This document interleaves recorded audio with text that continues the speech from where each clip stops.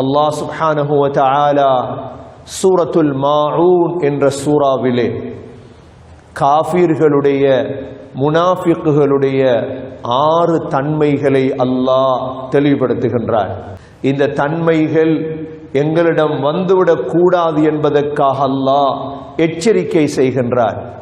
அல்லாஹ் சொல்கிறான், அரஐதல்லதீ யுகذிபு பித்தீன். நபியே, கியாமத்துடைய நாளை பொய்ப்பிக்க கூடியவர்களை நீங்கள் பார்க்கவில்லையா?